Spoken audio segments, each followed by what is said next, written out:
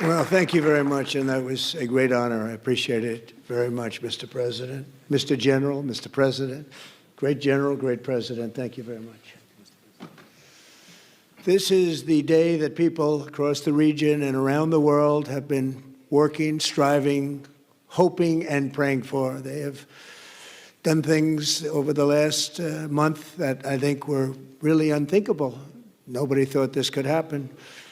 With the historic agreement we've just signed, those prayers of millions have finally been answered. As you know, the hostages have been returned, and further work goes on having to do with the, sadly to say, bodies. Together we've achieved what everybody said was impossible. At long last, we have peace in the Middle East, and it's a very simple expression, peace in the Middle East, and we've heard it for many years, but nobody thought it could ever get there, and now we're there.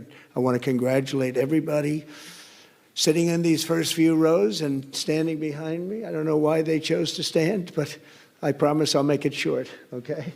We are not going to keep you standing for long. These are great leaders. After years of suffering and bloodshed, the war in Gaza is over. Humanitarian aid is now pouring in, including hundreds of truckloads of food, medical equipment, and other supplies, much of it paid for by people in this room.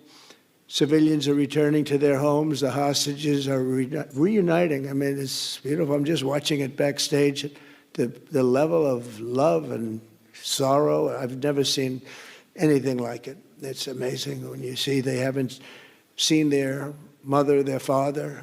They haven't seen them in such a long time, and they lived in a tunnel, a very little tunnel, very deep, and the level of love is just incredible. It's a beautiful thing to see. It's, in one sense, it's so horrible that it could have taken place, but in another sense, it's so beautiful to see. A new and beautiful day is rising, and now the rebuilding begins. The rebuilding is maybe going to be the easiest part. I think we've done a lot of the hardest part, because the rest comes together. We all know how to rebuild, and we know how to build better than anybody in the world. I want to express my tremendous gratitude to the Arab and Muslim nations who helped make this incredible breakthrough possible. And you really did. To President El-Sisi of Egypt, who is so generously hosting us today. And I want to thank you for the outstanding job your country is doing in so many different ways, and for helping us so much with this peace agreement. I also want to thank the President for the escort of 6 fighter jets. Oh, we looked out the window, we said, I hope they're friendly, and they turned out to be very friendly. But we had 3 on each side, and they are beauties right out of the great, really American manufacturing hub. We make the greatest military equipment in the world. We have the strongest military in the world by far. And I knew exactly what those planes were, and I knew exactly how much you paid for those planes, too. You paid a lot, but you got a pretty good deal. And they are great planes, and we just appreciate it. That was quite an escort in. That was very impressive. But Air Force One was really, it was covered with Egyptian desert just a few months ago. If you think about it, just a few months ago it was Egyptian desert, and now it was just a few feet off our window. And it was a spectacular sight, and I appreciate it very much. Really, that was pretty good. You got our people by surprise. I don't know if they were thrilled right at the beginning, but they were thrilled as we sailed along very, very calmly and safely. And I'm deeply honored to receive from you, Egypt's highest state honor, the Order of the Nile. The Nile is so beautiful, so magnificent. It's such a beautiful title, the Order of the Nile. Thank you very much, Mr. President. Appreciate it. Great honor. I also want to give a very special thanks to the Emir of Qatar, a man who's outstanding. He's been a friend of mine for a long time, long before politics, and he's a fantastically respected man.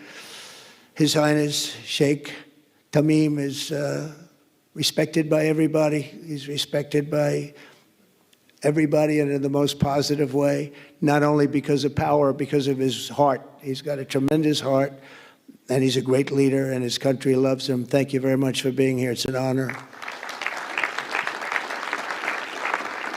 Let me also express our condolences to the Qataris on the tragic car crash that claimed the lives of your cherished diplomats, some of whom were known by our people, and they were supposed to be incredible people. So please extend our sorrow and best wishes. That was tough. That was really tough. On this extraordinary occasion, I also want to give our sincere thanks to President Erdogan of Turkey. He's always there when I need him. He's such a tough guy. He is tough as you can be, but we love him. And when they have a problem with you, they always call me to handle it. And usually I come through. We just have a good relationship, but we have from the beginning. And so I want to thank you very much and say hello to your wife, your beautiful wife. And it's great to be with you. Always there. When I need him, he's always there.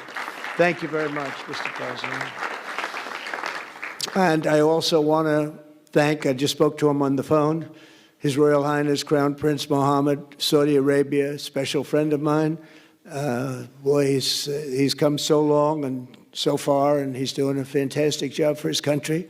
And I want to just thank him. And, His Highness Sheikh Mohammed of the United Arab Emirates is here. Where? He's here someplace. Well, he's not here, but he's here in spirit, I can tell you that. And he's been another one. He's been absolutely incredible, and we appreciate it very much. And His Majesty King Abdullah of Jordan, and thank you very much, King Abdul of Jordan. He's here. Thank you. Thank you. Thank you very much. Wow, I didn't expect that. Let's go home. There's nothing more I have to say. Goodbye, everybody. That was really beautiful and beautifully delivered. Wow, thank you very much. Also with us is President Prabowo, a very incredible man, of Indonesia. President, come in.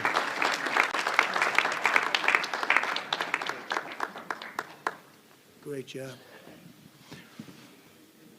President Abbas of the Palestinian Authority. See, we have them all. We have them all. Great, great. It's good to have you. And so many others. I have a list here. This first three rows and what's standing behind me, I don't know why they chose to stand, but that's there. They're going to be very famous tomorrow, all of them. We have the Arab League is represented by His Excellency, and thank you very much for being here. Thank you very much. We have Armenia, and Azerbaijan. That's a little war that we stopped. That's a little war. There they are. Look at them. They're sitting. When I met with them, it was in the Oval Office.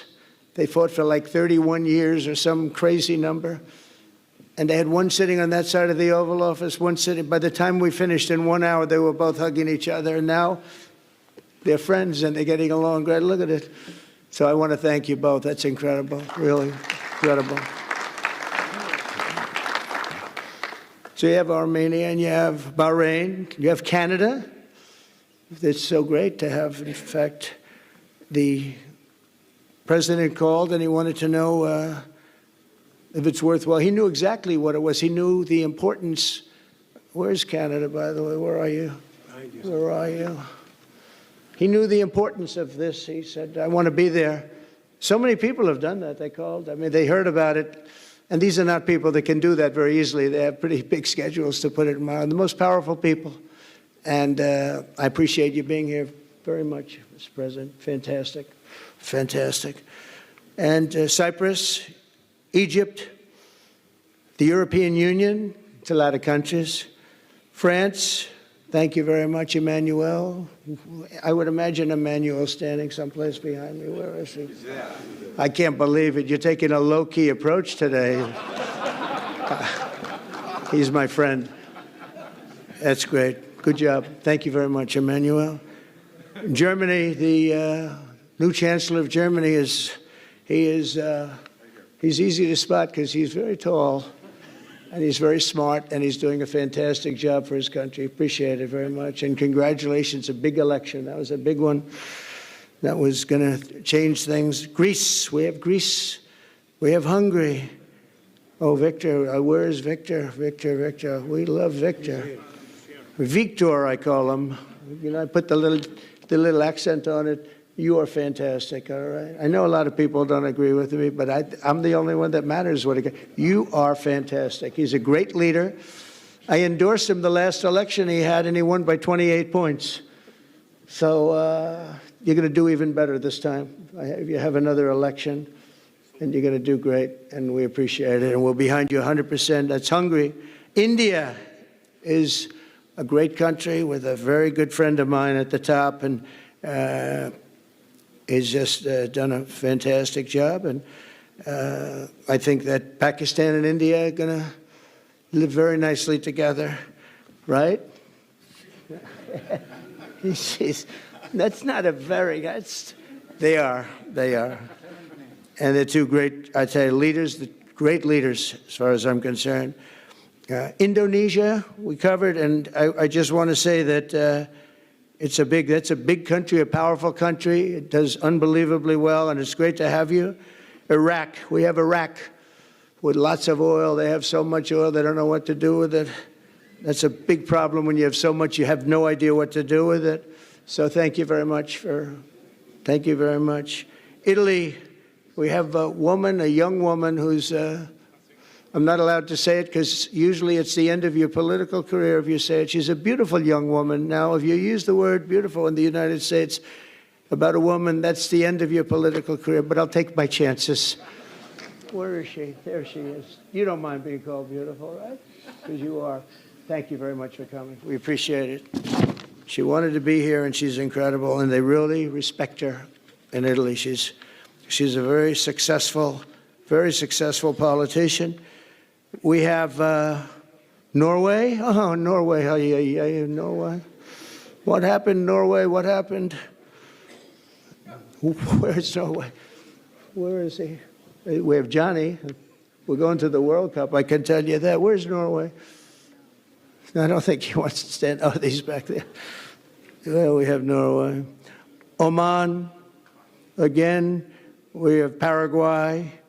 We have really fantastic representative from Saudi Arabia. Thank you very much. I'll tell you what, and this time we'll get you the best seat. He always gets the best seat. He deserves the best seat. But what a great place it is. Spain. Where's Spain? Are you guys working on him with respect to the GDP? We'll get close. We'll get close. But fantastic job you're doing. And UAE, which is great. United Kingdom. Where's United Kingdom? Where's our friend? Come here. Is everything going good? Very good. That's very nice that you're here. These people all came in like 20-minute notice, and I think it's fantastic. And we have so many others, and just so many others. And it's such a compliment to what we're doing, because what we've done is something very unique and very special. So it's perhaps the wealthiest and most powerful group of nations ever assembled at one time, which is a big thing. We have achieved together in recent days a change that really is historic, and it's going to be remembered forever. And I want to thank the American team for their amazing work, and I want to thank, I think he'll go down as the greatest Secretary of State in the history of our country. I really believe that, Marco, or I wouldn't say it. Marco Rubio, I wouldn't say it. Maybe I would. You're doing a great job. I'll tell you, he's on course to do it. We've done a lot of work in 9 months. We've done a lot of work. I say that, 1 year ago, a little more, but 1 year ago, America, the United States of America was was a dead country. The king told me, and I use that, he said, sir, 1 year ago it was a dead country. Today you have the hottest country anywhere in the world, and it is. It's the hottest country. So many investors are here. We have over $17 trillion being invested in the United States, which is a record that nobody has ever beaten. I don't think anybody will. And we still have 4 months to go before it's a year. So in 8 months, we have over $17 trillion. We're actually very close to $18 trillion. There's never been, as an example, the previous administration had less than $1 trillion over 4 years. We have, we're close to breaking $18 trillion in 8 months. That's pretty amazing. No country's ever done that. I want to also thank Special Envoy Steve Witkoff and my son-in-law and a great guy, Jared Kushner. And I even have my daughter here, Ivanka. Ivanka, please stand up. Ivanka's here. Wow. Thank you. Thank you, Ivanka. We have a great team, and we have, as you know, General Raisin Kane. We have John Radcliffe. We have Tom Barrack. We have really a lot of good talent. We have Pete Hegseth, who's now Department of War as opposed to Department of Defense. We made a little change. Somehow I like the name better, so do you, so do a lot of people. But the momentous breakthrough that we're here to celebrate tonight is more than the end of the war in Gaza. It's with God's help, it'll be the new beginning for an entire beautiful Middle East. From this moment forward, we can build a region that's strong and stable and prosperous and united in rejecting the path of terror once and for all. We want to get rid of the terror and get on to other things. There are many other things in life that are so good. The final sprint to this deal began less than 3 weeks ago on the sidelines of the United Nations in New York. I met with many of the people in this room, and it all just started coming together. I've known so many of you for so long. You're friends of mine. You're great people. I have a couple I don't like in particular, but I won't tell you who. I have actually a few of them I don't like at all. But you'll never find out who they are. Well, maybe you will, come to think of it. But I have most of you who I like a lot, and I respect a lot. Maybe that's more important. We listened, and we exchanged ideas, and we kept pushing forward until the job was done, and the first steps to peace are always the hardest. And today we've taken them, and we've put them all together, and we've come up with this beautiful mix like nobody thought was possible. And as you know, I've just come from Israel. It was an amazing day to watch the hostages come in and to watch all of the other things and do all of the other things that we did. And like all of us here this evening, the Israeli people are overjoyed that the war has ended. Many of you have had dancing in the streets. They had dancing in the streets. And they've been dancing for weeks now once they heard about this and they heard that it was even a possibility. They're elated at the arrival of the hostages and excited to begin this new chapter for the entire region, and it's going to be that, and they are going to be great partners, and I hope everybody's going to join the Abraham Accord. I like to say the Avraham. I love Avraham, but somehow it doesn't sound as good when I say it as it does when some of my other friends say it who are from the region. But we're going to get a lot of people joining the Abraham Accords. We have the 4 great nations that did it early on, and they stayed with it. And then you had the Biden administration, which is the worst administration in the history of our country, and obviously they did nothing on that and anything else. And so it stayed at 4, and now a lot of people, even today, they're talking about all joining up. So many people have talked to me about that, and it's going to be a great tribute to really the United States. I mean, the United States has worked very hard in the Middle East, so it would be a tribute to us and to Jared and to Steve and to all of the people, Marco, all of the people that have worked so hard on that. And it really is going to bring, it's going to guarantee that it all stays together. You're going to do well, because the 4 nations do very well. I mean, they do extremely, they're wealthy, but they're a lot wealthier because of it. So I hope everybody's now joining up. Now we have no excuses. We don't have a Gaza, and we don't have an Iran as an excuse. That was a good excuse, but we don't have that anymore. All the momentum now is toward a great, glorious, and lasting peace. And our commitment to fulfilling the 20-point plan we developed together will be the crucial foundation for achieving that bright future. And it's being worked on right now as we speak. And we're actually in stage 3 and 4. It's not going to be, just divided down so simply. We can be long advanced on some of the things that we say we're going to do. We can take them out of order in a positive way. And we've shown how it can be done with responsible nations like the people in this room, these incredible people in this room, setting aside their differences, seeking common ground, and pursuing a better world for all of us. And that spirit's my dream, that we all get together and enjoy our life. And we're going to put some of you on the Board of Peace. Everybody wants to be on the Board of Peace. They said, would you be the chairman? I say, I'm pretty busy too. But whatever we can do to have peace in the Middle East, it's worth it. But everybody wants to go on the board of peace, so we're probably going to enlarge it. We're going to get, and the leaders, the top people, the top leaders, they want to be on the board of peace. A beautiful term. At first I wasn't sure, and then I realized how beautiful it is. And for the people of Gaza, the focus now must be on restoring the basics of a good life.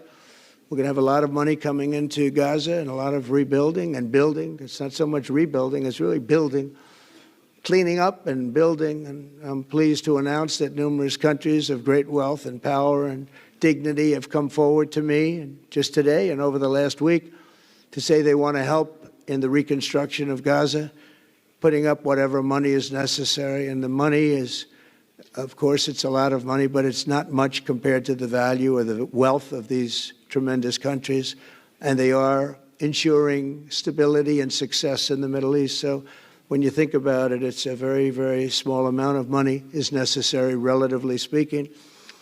And as those commitments are made, I'm going to let the world know who is doing it, because they really deserve great credit for doing it, and they're going to do something that's really monumental. This is a monumental day. This is a monumental moment in the history of the world beyond the Middle East. We've all agreed that supporting Gaza must be done to lift up the people themselves, but we don't want to fund anything having to do with bloodshed, hatred, or terror, as has happened in the past. And for the same reason, we're also agreed that Gaza's reconstruction requires that it be demilitarized and that a new, honest civilian police force must be allowed to create a safe condition for the people in Gaza. As I said earlier, I intend to be a partner in securing a better future. We're going to be working, you're going to be working with the United States, and we're going to make sure that the Middle East is going to be a safe and secure place. It's a very important place in the world, means so much. There were so many people who said the Middle East, and this has been going for many, many decades. I've read it many times, that World War III will begin in the Middle East. It's not going to happen. That's not going to happen. There was a time that you would have thought it could have, but it's not going to happen. There won't be World War III, hopefully at all, but it's not going to start in the Middle East. We're not going to have a World War III if we're smart. There'll never be a World War III. Our work begins right here and right now. From ancient times, this region has been extraordinarily mixed with respect to people, culture, religions, all of the different elements of national characters, unlike maybe anywhere else on earth. And for 3,000 years, there's been conflict. For whatever reason, there's been tremendous conflict, always conflict. But today, for the first time anyone can remember, we have a once-in-a-lifetime chance to put the old feuds and bitter hatreds behind us. And that's why so many people in this room, they didn't get along. Some did, some didn't, but they're getting along now. This has brought the people together. This is the first time the Middle East crisis has brought people together as opposed to driving them apart. And to declare that our future will not be ruled by the fights of the generations past, which is foolish. So together, let us continue in the spirit of cooperation and goodwill that has finally brought us to this incredible, historic breakthrough. If we do together, we will reach the Middle East's incredible destiny, a safe and prosperous and beautiful crossroads of culture and commerce, faith in humanity and geographic center. This will be the geographic center of the world. So I just want to thank everybody for being here. I want to thank you all for what you've done and for this quick notice. It all came together just at one little period. It just came together. It's the greatest deals happen that way. If you do anything about deals, that's all I've done all my life is deals. The greatest deals just sort of happen. And that's what happened right here. And maybe this is going to be the greatest deal of them all, not just nation building, not just having to do with this or the political whims. This will be maybe the greatest deal of them all, period.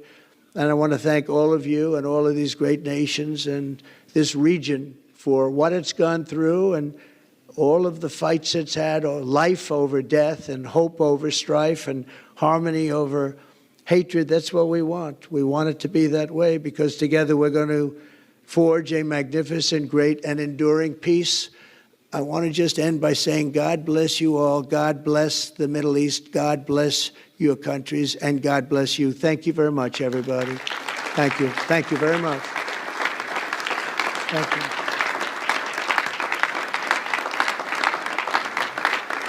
Thank you very much.